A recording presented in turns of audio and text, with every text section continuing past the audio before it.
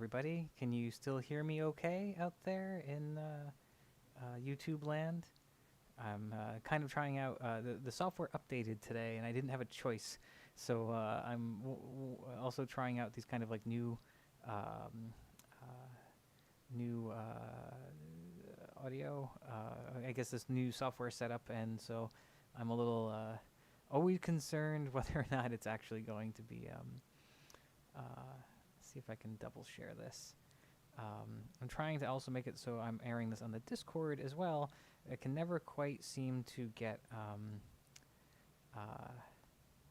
the full graphics package to go.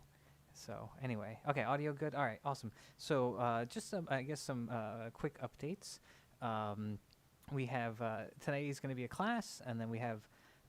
Next Tuesday will also be a lecture class. I have to double check the schedule to see what's going on, but I'll let you all know.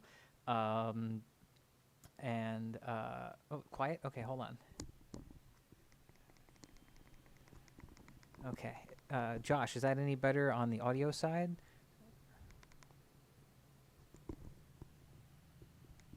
Trying to turn it up a little bit audio-wise without blowing anyone's eardrums out.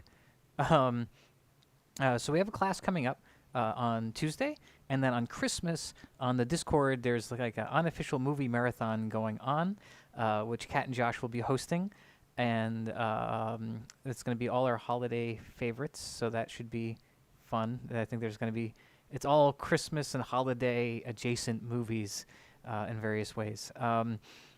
Let's see what else. And then, of course, we have... on January 1st, which happens to be a Friday, there's going to be an extra special class that is going to be our 1,000 cuts. I'm hoping that a lot of folks are going to be there because there's going to be a very really kind of special announcement that I'm excited to make with everyone regarding kind of how everything is going to be generally moving forward into the new year.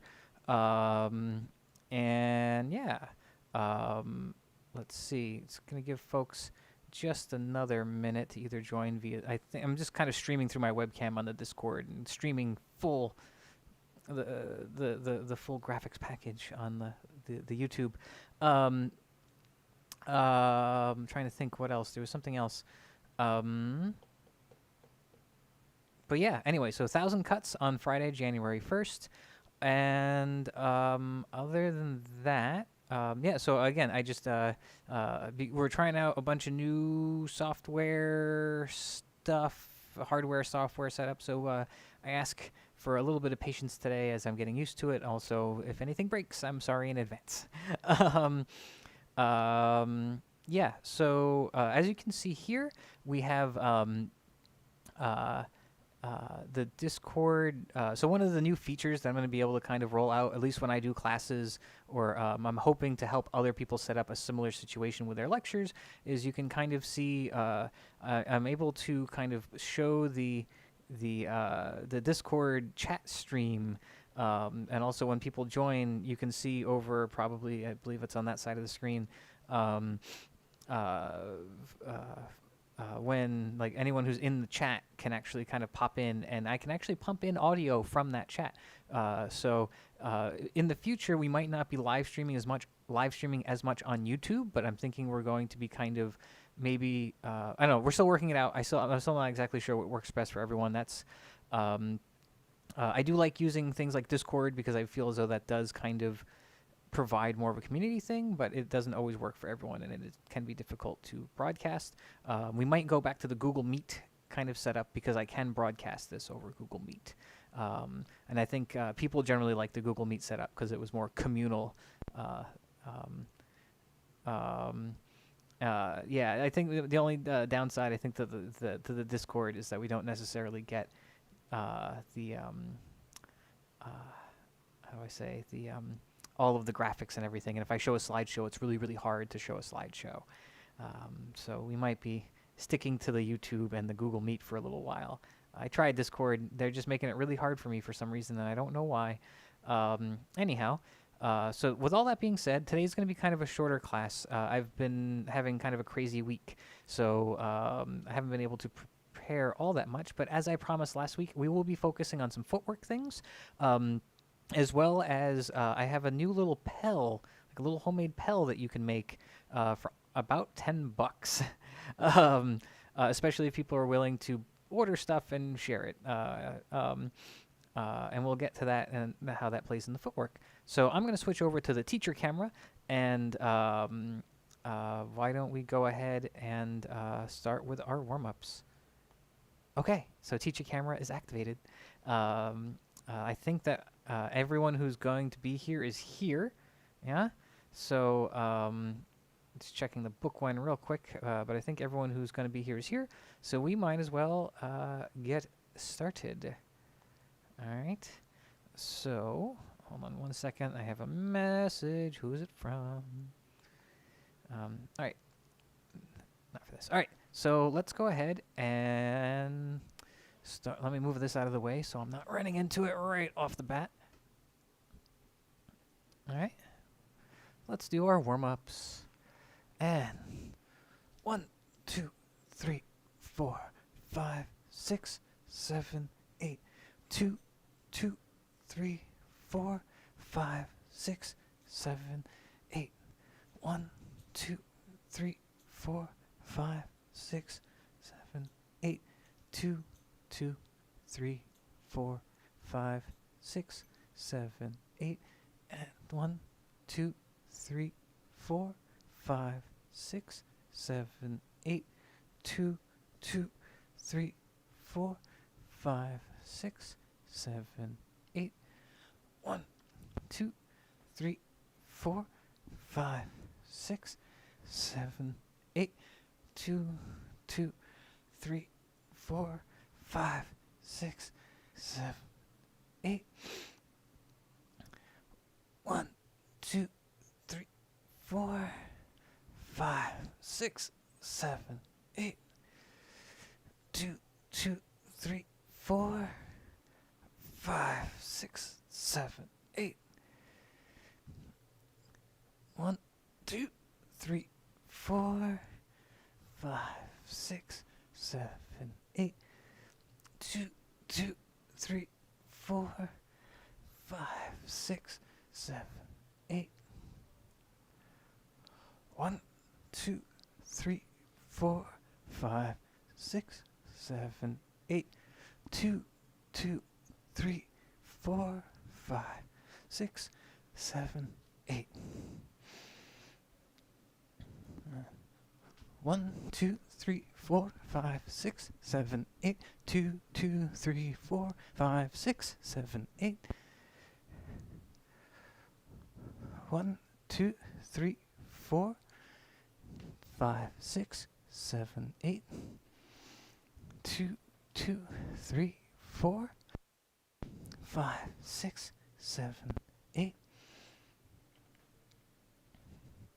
1, 2, 3, 4, 5, 6, 7, 8.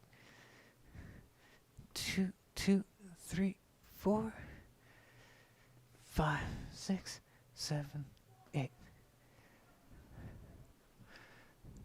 1, 2, 3, 4, 5, 6, 7, 8.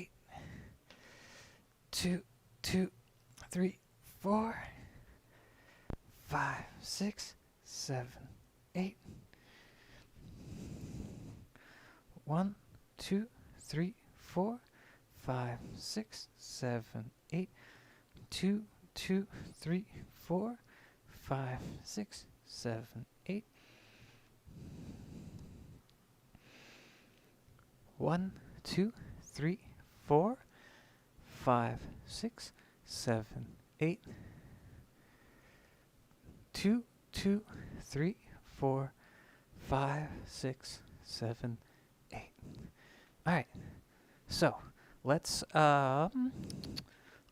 salute in, and then we'll do some warm-up cuts, and then we'll do some more terrible things to our bodies. How does that sound? All right. Let's grab our messers or sword-like objects. Start on the left shoulder. All right. And begrüßen. Okay. So, we are going to go into the Lugenslan, or the Vom Tag for all the longsword folks, and we are going to cut Oberhau to the skull. Oberhau to the Einhorn height. Right?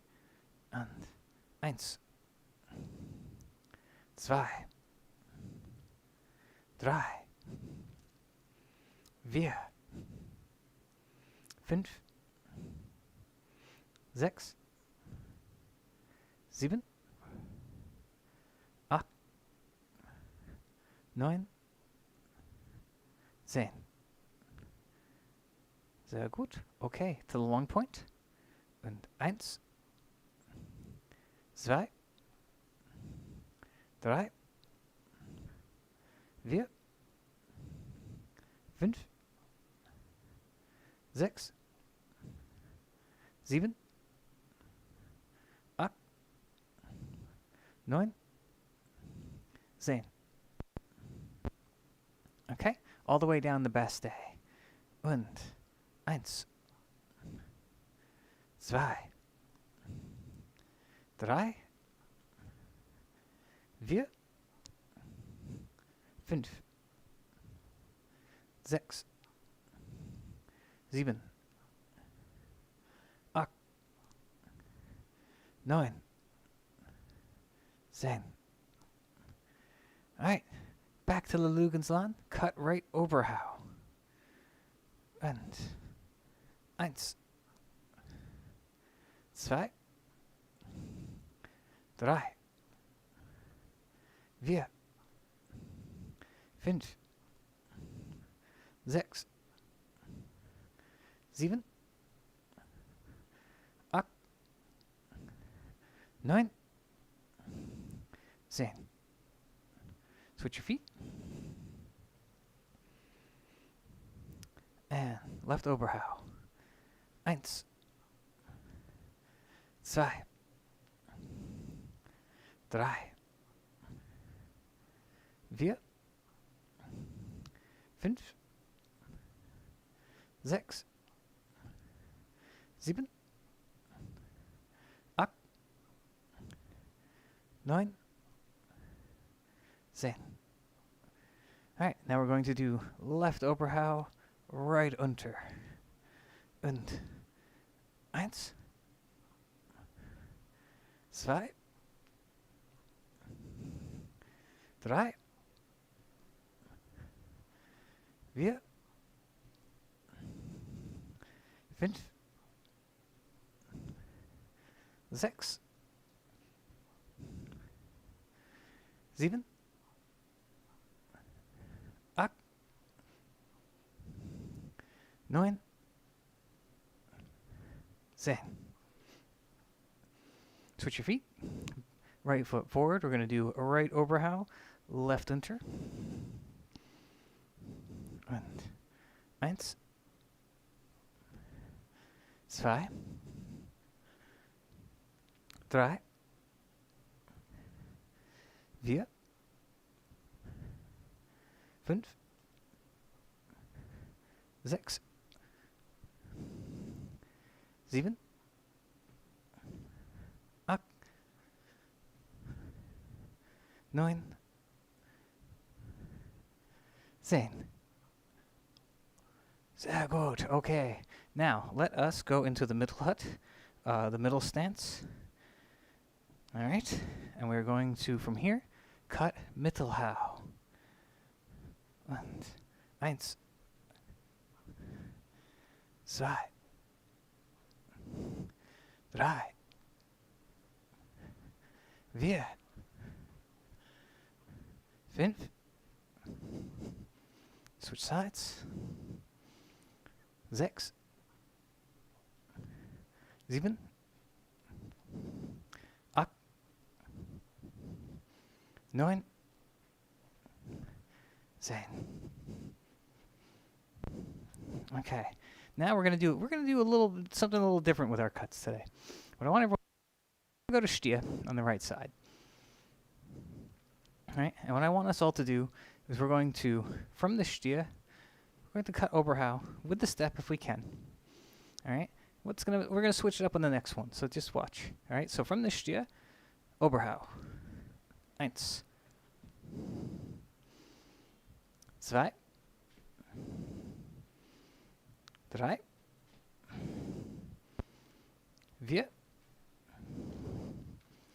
5, 6, 7, 8, 9, 10. All right. When you go back to the Stier, and what we're going to do now is we're going to cut left Oberhau. So from Stier, left Oberhau. Und 1, 2, 3. We want this left Oberhau to be as forward as possible, right? Not a big motion. From here, left Oberhau. 3, 4, 5, 6, 7, 8, 9, 10. Sehr gut. Okay. Now for this next one, now what I would like to do, from the Stier, big cut backwards, all right? So from here, hanging, and then cut in left Oberhau. All right? Und 1, 2, 3,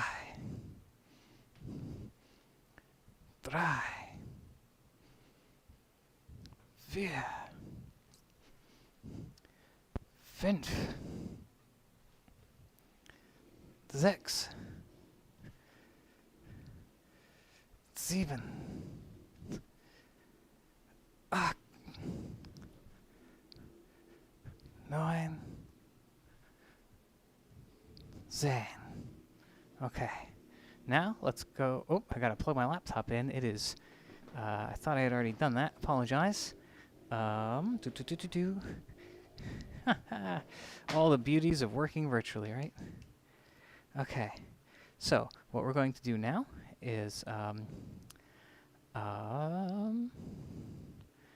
let's go into the left Stier. Okay. We're going to cut Oberhau with step as we normally do. So into this left Stier. And 1, 2, 3, 4,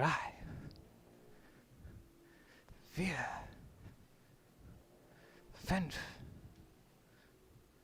6, 7,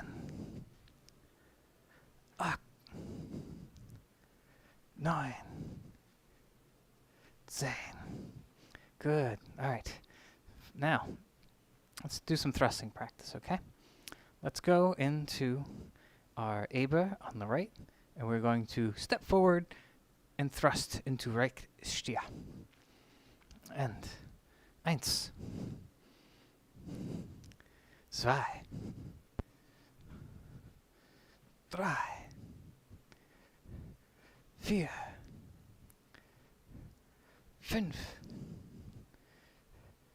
6, 7, 8, 9, 10. All right. Now, what we're going to do next is the same thing. From this right Eber, we're going to thrust the long point. And with this thrust of the long point, make sure that your hand is the nagle's pointing up, but also your arm, your hand is at the same height as your elbow. Okay. Und 1, 2, 3, 4,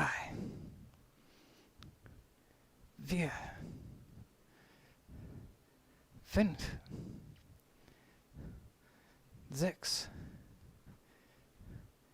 7, 8, 9, 10. Okay, sehr gut. same thing, but when we do this thrust, I want the nagle to go down this time, all right? This is the inverted hand, all right? This is before. This is the schlechtige Hand, or the straight hand, the simple hand. This is the inverted hand, right? And the nagle is down, my thumb is up, all right? And 1, 2,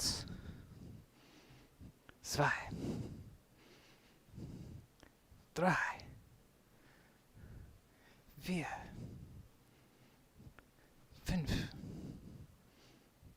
6, 7, 8, 9, 10. Okay, now let's go from right Eber to left Stier. Und 1, 2, 3, 4,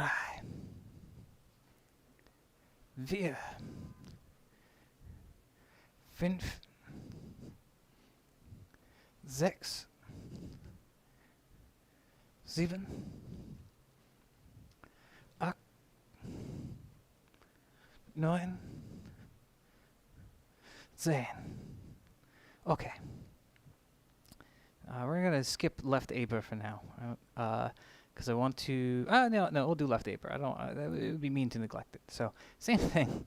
What we're gonna do is start in this left Eber, and what we're going to do is thrust to the long point. Right. Again, nagle up, arm straight, at level, hand at level with your shoulder. Und 1, 2,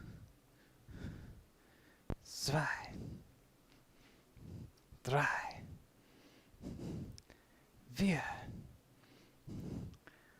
5, 6, 7, 8, 9, 10. All right, so let's go from left to right. 1, 2,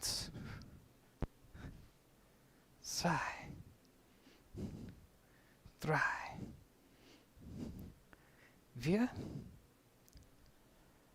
5, 6, 7, 8, 9, 10. Okay. So, let's do straight down the middle.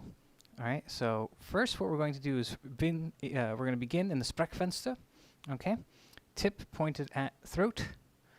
Right. And what we're going to do is go from here. We're going to again thrust into this long point in which this Einschießen, in which the hand is at level with the shoulder. Okay. 1, 2, 3, 4, 5, 6, 7, 8, 9, 10. Okay. Now, what we're going to do is just straightforward. I'm sorry, before we do straightforward, what I want to do is same thing from this Sprechfenster. I want to go to the inverted hand, all right? So that means this time when we do this shoulder height thrust, I want the nagle facing to the floor, okay? Und 1, 2, 3, 4, 5, 6, 7, 8, 9, 10. All right, now let's go straight down the middle. All right, so from long point, forward and back. Und 1, 2, 3, 4, 5, 6, 7, 9, 10. Great. All right, grab some water. Shake it off, grab some water. Shake it off, grab some water. And then we'll move on. We'll do some footwork stuff. All right.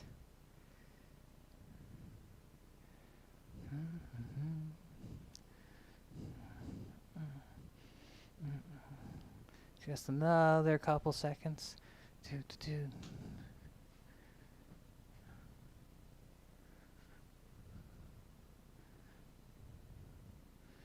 All right.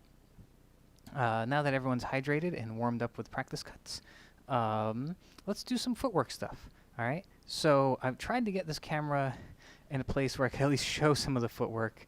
I actually have to go all the way back here. So as we know, for recap, in case there's any newer students out there, there's generally 3 types of stepping. But I'll go as far to say there's even 4 forms of stepping in the Messer that we study.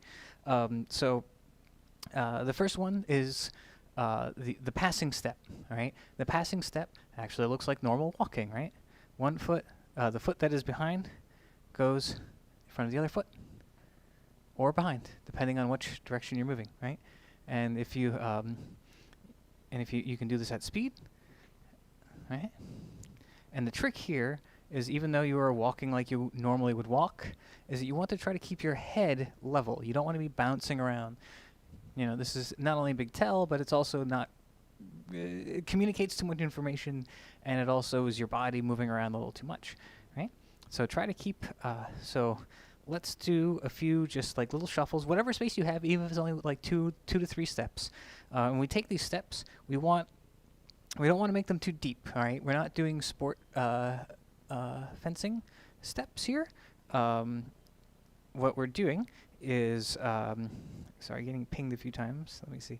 What we're going to be when we take these steps, we want our feet to be comfortably, we usually say about shoulder or hip width apart. That's not going to be true for everyone, so you want to make sure that you're finding a spot that feels natural for holding your body weight, but is also giving you like a firm foundation, right?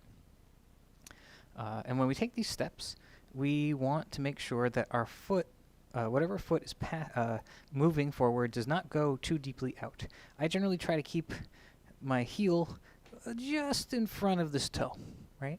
When we do these steps, right? If we need to cover more ground, we simply just do them faster, right? We don't want to be taking large steps, right? Because that's going to put us off balance, and that's going to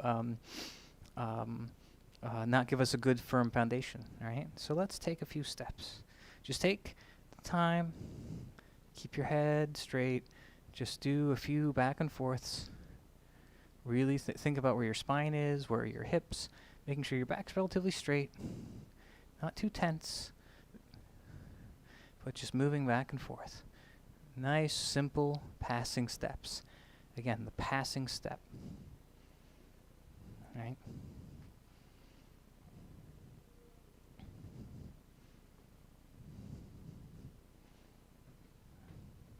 All right, so that's step number 1, or the first form of stepping. The second is the gathering step.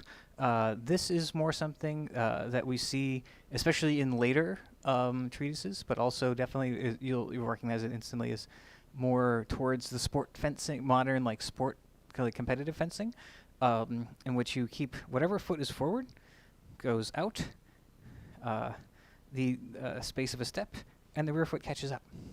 This is really good if you are trying to put a lot of power into, say, a thrust, because you can more easily push off, or if you need to quickly retreat from something, it is a more powerful, faster retreat.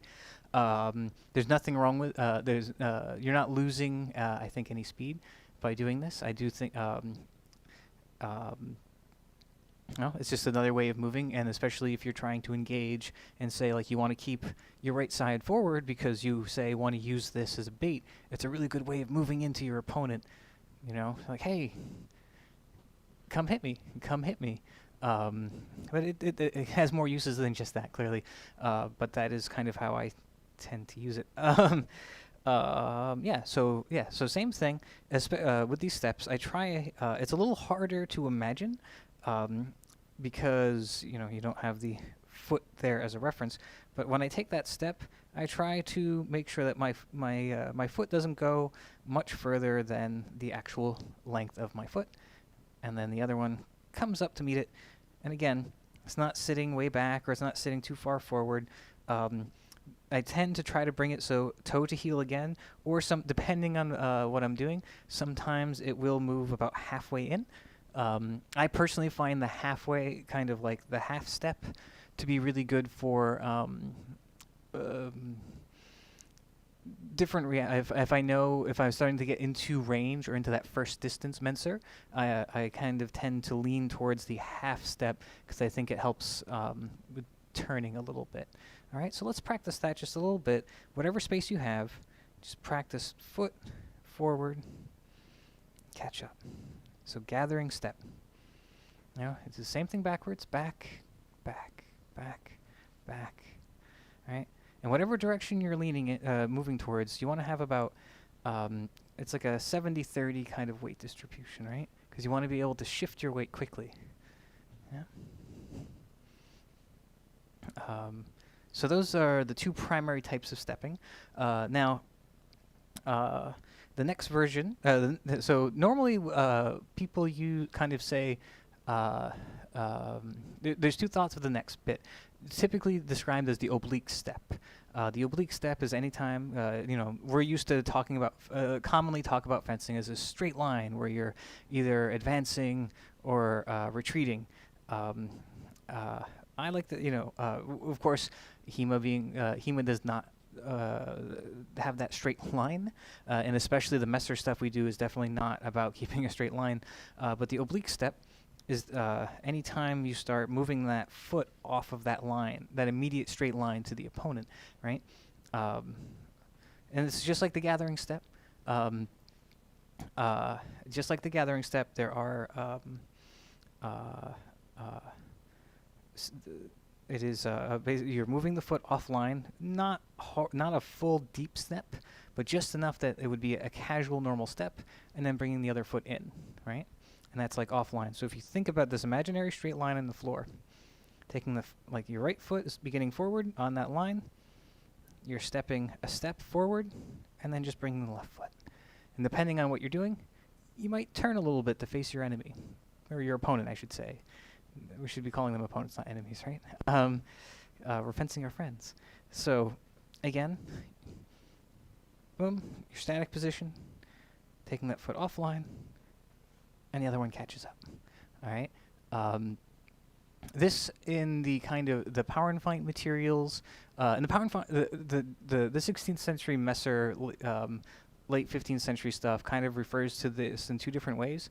There's the triangle step, which is the step out and like kind of, again, like a gathering step off to the side. While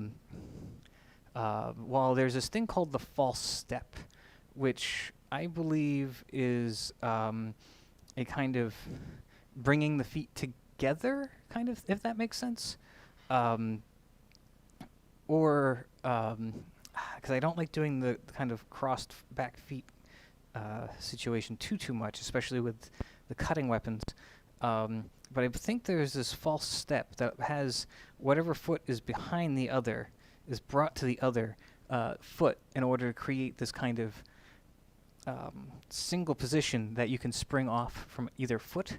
I believe this is what Paurnfeindt's talking about when he's saying the false step. I'll do more research and get back to y'all about that, though. So those are the foundational steps. If you're newer at this, I would say take the rest of the time to mostly be practicing those basics. And keeping your shoulders and your head as stable as possible as you're moving, and trying the different footwork. There's some drills. There's some really great drills out there that are online for this, like Damon's classes. He does a lot of like Messer and Machete, and some of the Filipino sword arts. And I think we've done some of these before, where, like, for instance, we can begin These are actually quite good for like apartment footwork drills. Like I only have so much space in which to train here, yeah. And so what we'll do is let's do one of them right now, actually. So put your right foot forward. You can take your messer. You can either put it aside.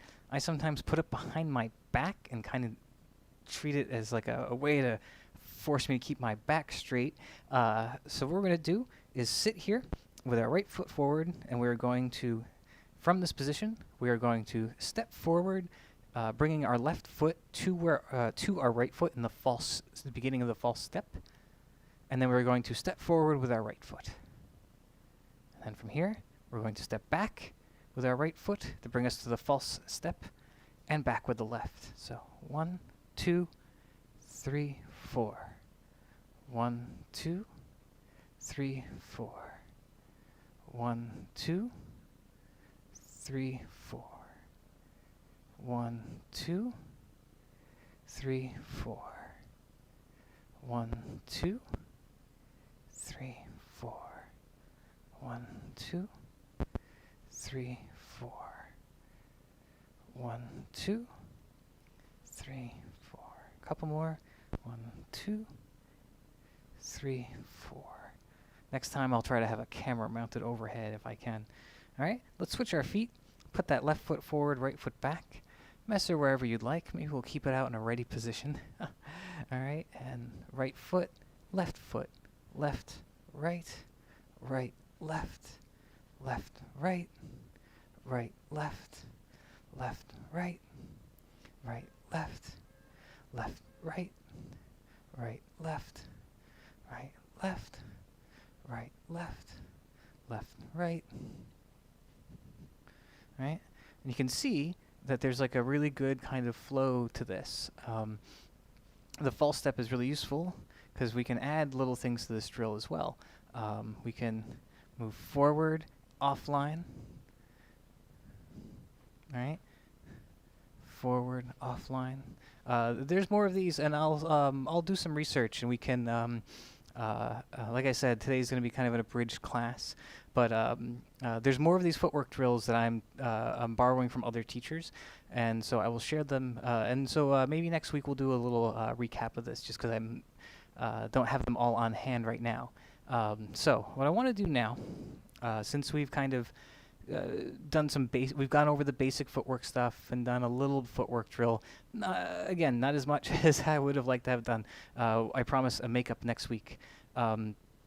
What I will do is I do want to show everyone and this another footwork drill that is quite fun.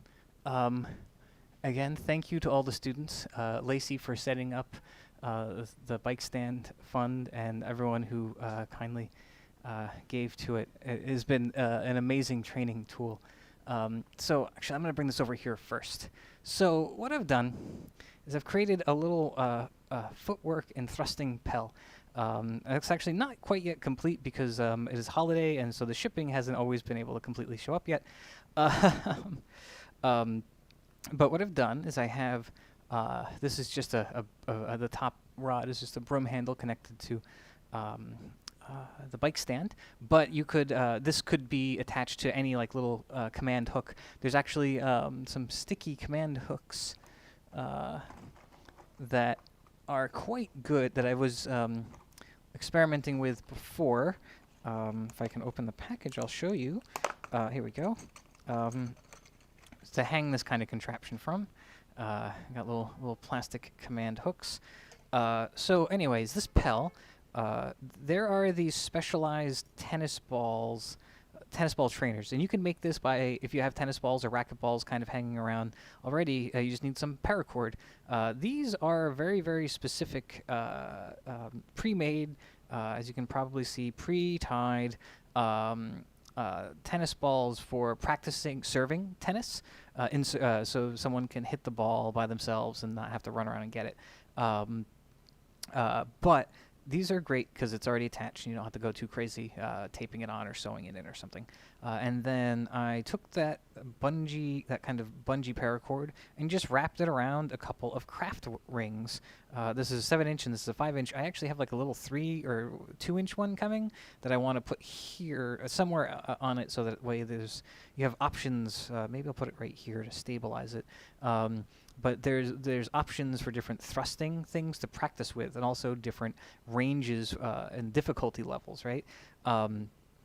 And so what I've been using this for, a couple different. What the great thing about this is, it's good for a couple different things. It's not necessarily great for cutting practice because, I mean, you can hit it. Actually, it does get out of the way, but it gets very loud and tangled up sometimes. For cutting practice, I actually would recommend a chart, not unlike the Meyer square. For a couple, actually, I have something better than the Meyer square that I will share with all of you next week, I promise. Actually, probably during the week there might, actually, if Tuesday's class is me teaching, I will share it with you then. But some type of cutting chart is a lot easier for cutting, so you can kind of try to follow that. But what this is great for is thrusting and footwork practice. Partially, one thing that makes it nice, footwork practice, in both the sense of with no sword, but also during thrusting, because when you use these for your thrusting practice, so I'll use the larger one here.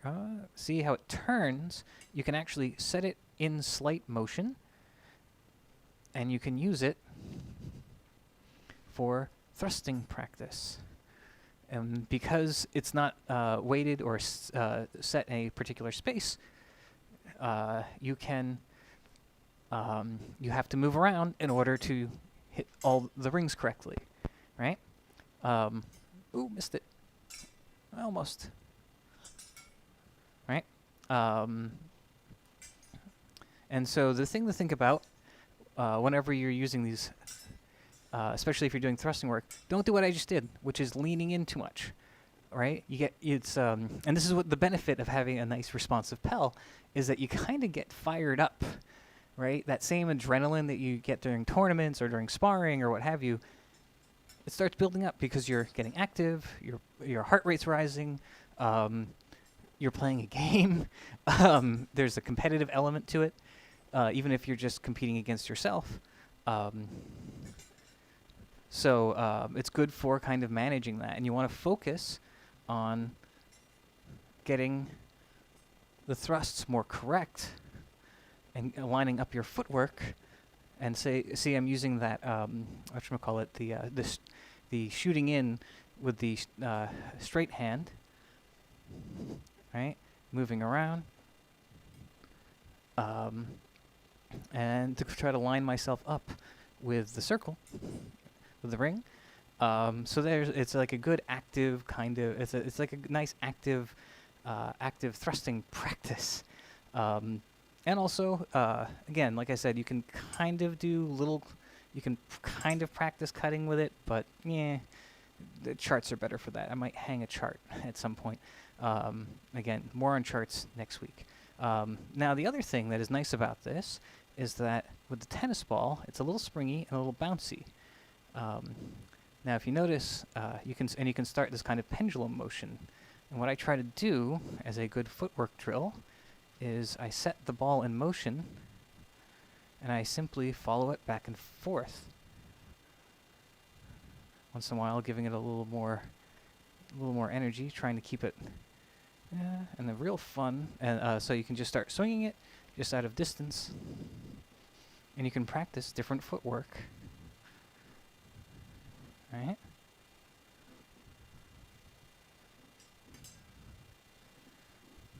Moving back and forth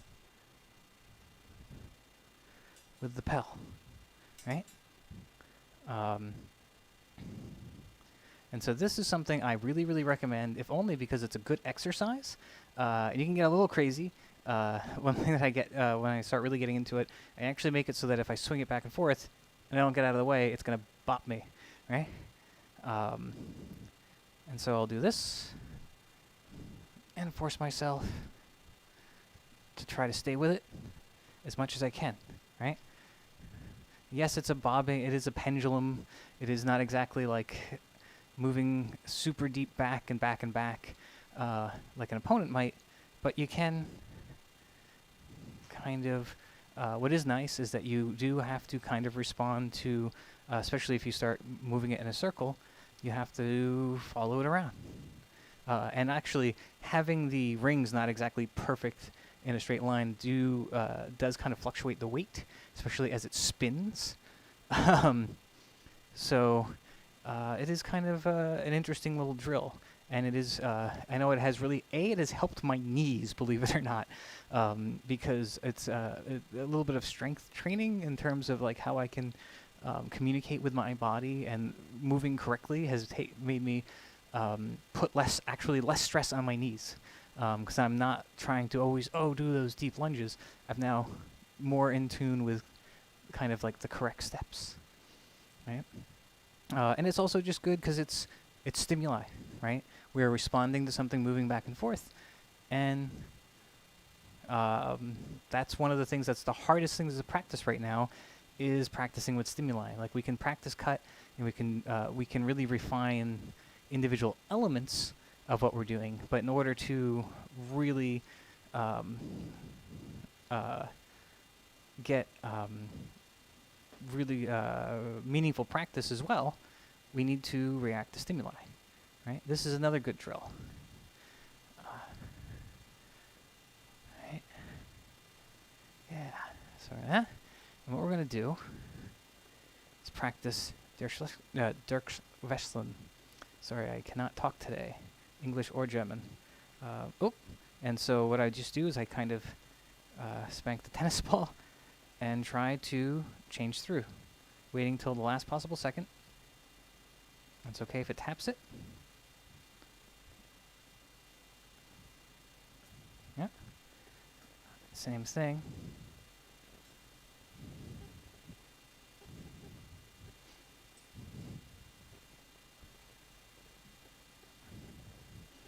Right? Same thing. Practicing the footwork to move back and forth with the pendulum. But yeah, there's all sorts of fun things we can do. You don't need a bicycle stand for it. These tennis balls are like $3-4.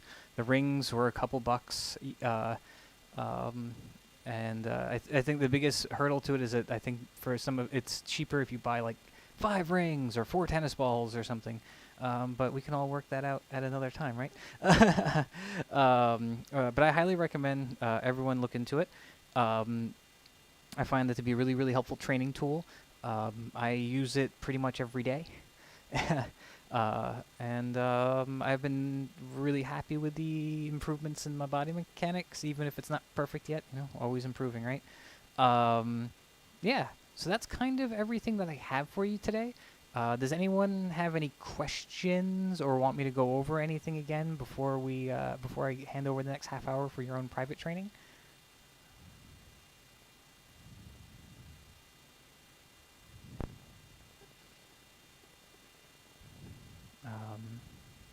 So, all right. Well, I'll just give it another quick moment for the YouTube to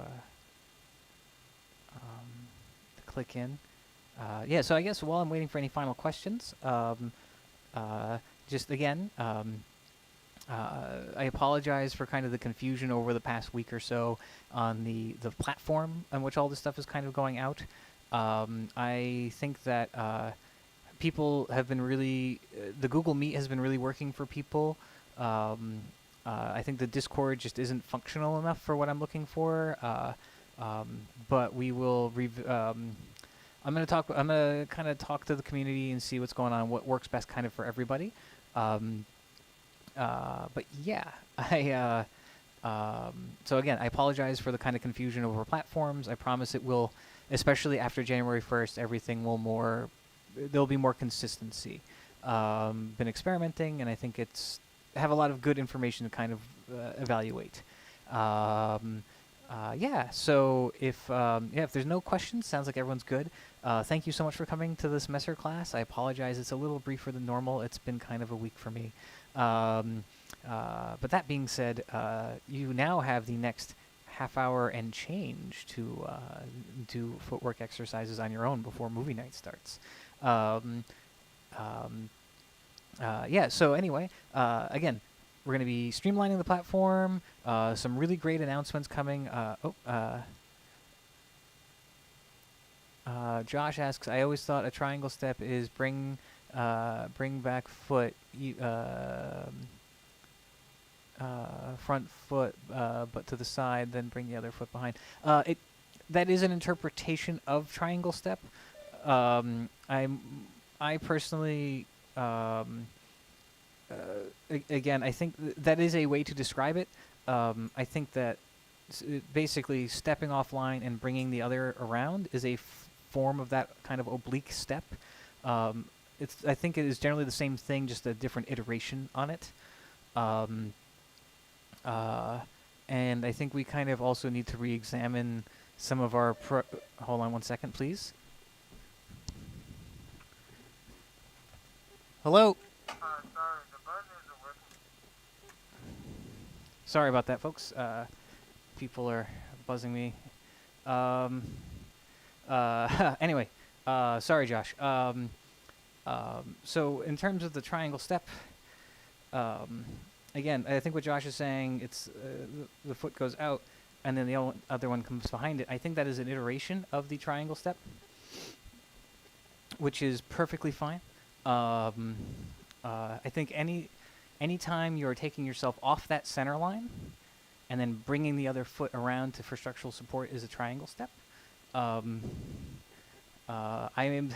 think a lot of our classical understanding of it comes from more classical fencing kind of understanding, and that's not my background, so I apologize if I'm describing it differently.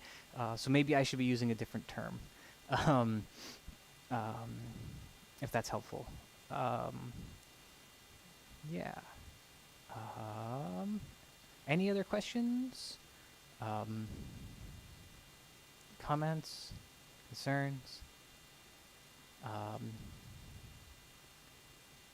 All right, folks. Well, again, thank you for coming to the Messer class. I will be so we have another class coming up on Tuesday that will be I have to double check the topic. I forget who's teaching. It might be me, in which case I promise there will be something interesting. I mean, regardless of who's teaching, it's going to be interesting. We've been having really great success with our Tuesday nights. We've been expanding to include other teachers. So far, Kat Hamilton and Katie Mead have done classes, and there's some other awesome ones coming up. I know Josh Wickman is going to be doing a class, Joe Sarante. We actually also are going to be having a guest soon from Byakukan Dojo in New York City, Sang's Dojo. He's going to Prin, one of the students at Sang Sensei's dojo, is a medical doctor, and he's going to come and do a Q&A. He's going to be doing a Q&A about martial arts and medical science. So everyone's homework, and I will put this in the Discord as well, is come up with what would you want to ask a doctor as someone who participates in a martial art, who does sparring, who does Hema, or multiple martial arts. It's going to be, send me questions so we can have some stuff prepared. And that way we can kind of we can really pick the brains of someone who has an extensive medical background, and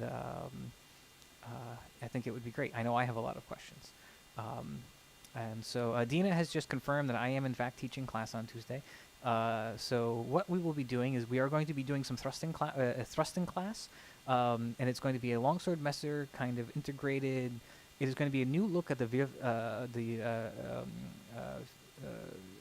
Meisterhauen to a certain degree, or it is an alternative view in which we are going to be looking at them as a setup for thrusts, but also because we'll be talking a little bit about what does it mean to parry both cuts and thrusts, and kind of newish perspectives on that, and or at least a new way of talking, a different way of talking about it that we don't normally do, which I'm very excited about. And yeah, so look for that on Tuesday. That will either be here on the YouTube Live, or we might move it to Google Meets. But in that case, it will air later on YouTube. Um, um, and trying to think what else. There was something else, and it's gone from my brain. Yeah, so that we still have some classes, and before Christmas Day again is going to be a holiday movie marathon, in which the highlight movie, the featured movie at 8:30 will be Die Hard, as it is uh, uh, the best Christmas movie next to well, yeah, well, Die Hard. It is the Christmas movie next to the Star Wars Christmas special. Um, and then January 1st, we're going to do 1,000 cuts. Doesn't matter what your weapon or yeah, your weapon of choice. 1,000 cuts with some very, very exciting announcements. I thank you everyone so much for coming to class, and I will talk to you. Oh yeah, and so if I am not paid for these classes, but I am working for tips. So if you get a chance, please check out my tip jar, ko-fi.com/Peter J. Haas. Helps me kind of keep the lights on, so to speak, and helps kind of support all of the kind of behind-the-scenes infrastructure of keeping this Hema material coming. Yeah, so thank you all so much for coming, and I will talk to you all real soon. If you have any questions, comments, or concerns, hit me up on the Discord. Bye for now.